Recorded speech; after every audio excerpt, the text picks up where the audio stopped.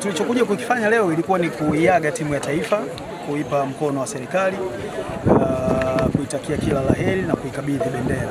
Kwa hivyo tulifanya kwa sababu ya asili ya mwezi huu tulionao.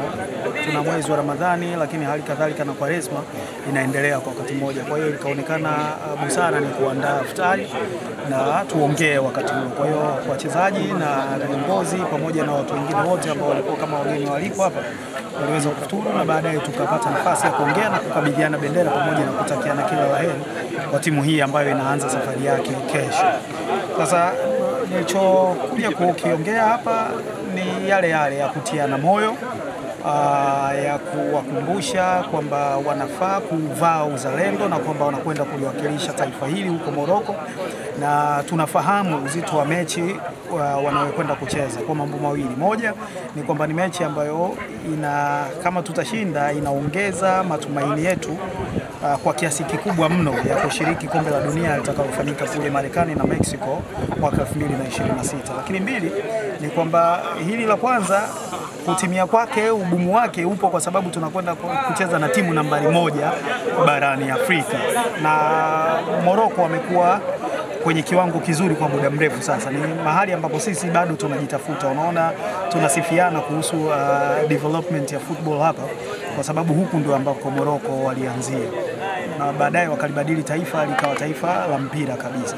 Kwa hiyo tunatiana moyo kuambia kwamba tunafahamu ukubwa wanachoenda kukifanya, lakini wajue kwamba nchi nzima ya watu milioni 60 wako mgongoni kwao, na tumekuwa tukifanya vizuri kwa siku za karibuni, ikiwemo kupata matokeo mahali ambapo hatutegemewi kupata matokeo. Kwa hiyo hata hili, kwa sababu mpira unadunda, wanacheza watu wale, tunaweza kupata matokeo. Waende wakapambane na sisi tutaelewa juhudi zao.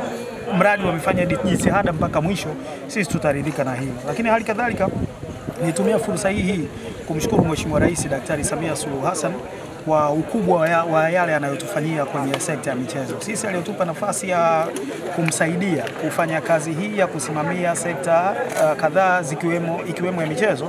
Tunajua jinsi mambo mengi yanavyoweza kutokea kwa sababu tu ya moyo na radhi za Mheshimiwa Rais na upenzi wake kwa michezo. Hata tumefikia mahali pa kumuita mwanamichezo namba 1 ni kwa sababu anafanya yale mambo ambayo pengine anaenda mpaka nje ya njia yake kuhakikisha Watanzania wanafurahia michezo, ambapo Watanzania ni wapenzi kwelikweli wa shughuli za michezo, mchezo wa mpira wa miguu ukiwa unaongoza. Kwa hiyo nilitumia fursa hii kumshukuru Mheshimiwa Rais na kumwelezea kwamba hatuyachukulii kwa wepesi mahaba yake kwa michezo nchini, na tunamshukuru sana. Lakini vile vile nikatumia fursa hii kuwapongeza shirikisho la mpira wa miguu Tanzania, ambapo chini ya uongozi wa ndugu yangu, kaka yangu Alex Karia, wamekuwa wakifanya vizuri kitakwimu kuliko wakati wowote kwenye historia ya mpira wa miguu nchi hii.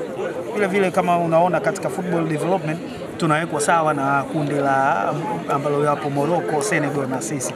Sio kitu kidogo. Yaani mpaka hili kundi mpaka uwakuti Egypt, uwakuti South Africa, uwakuti Cameroon, wale ambao tunafahamu kwamba ni magwiji wa mchezo wa mpira wa miguu. Kwa hiyo hili linalofanyika kama litaendelea kwa muda, pengine ndani ya miaka michache sana tutakuwa na timu za kutisha, sio ya moja, timu za kutisha. Umeona hata hapa wanaweka vijana 106 mpaka sasa hivi wanao kwenye kituo hapa ambacho kinakwenda kuwa FIFA Football Academy hapa Tanga. Wanaokusanya nchi nzima, wanapitisha scouts, lakini kuhakikisha wanakusanya watoto wenye vipaji na kuja kuwalea hapa. Wanawalipia zaidi ya shilingi milioni 200 kwenye ada zao tu ili kuhakikisha watoto hao sio tu wanacheza mpira lakini na wanasoma vile vile. Kwa hiyo unaona picha nzima ya mchezo wa mpira wa miguu inakwenda kubadilika baada ya muda mchache. Vijana hao wanafundishwa kuhusu vipaji vyao, vinachukuliwa, vinalelewa, wanafundishwa kuhusu principles za mpira wa miguu, lakini pia vile vile wanasoma elimu ya secular, ile ya kawaida ambayo sisi tunasoma darasani, ambapo inafanya tunaenda kutengeneza aina ya wachezaji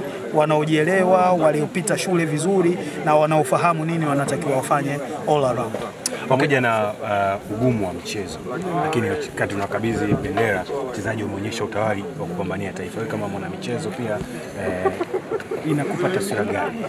Mimi nimekuwa nikikaa nao mara kwa mara, nimekuwa nikisafiri nao na nimekuwa sehemu ya wale wanaowatia moyo sana. Unaona wanavyokuwa na furaha rauni na wanajua huyu kaka mkubwa tu ana noma yote. Kwa hivyo huu tayari wao wamekuwa wakinionyesha mara zote wanapokwenda kushinda hizi mechi. Sasa naamini mpaka watakapofika Morocco na mpaka wakati wa mchezo watakuwa na utayari huu ili tuweze kupata matokeo tunayotarajia. Okay, sawa. Mmekuwa na ushirikiano mzuri kati ya wizara ya michezo pamoja na shirikisho. Ndio mazao ambayo yalitokea kufuzu katika mashindano ya AFCON mfululizo.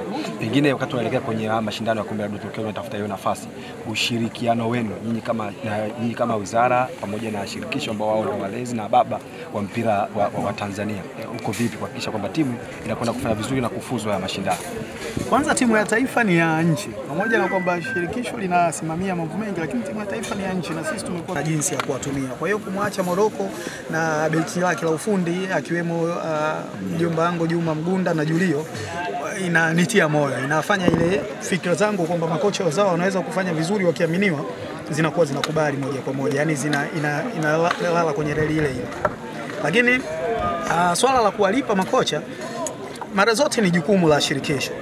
Isipokuwa shirikisho likiona kwamba sasa serikali inatakiwa iingilie kati, wanafanya hivyo kwa muda sasa. Toka mimi niingia wizara hii, hilo limekuwa ni jukumu letu la msingi.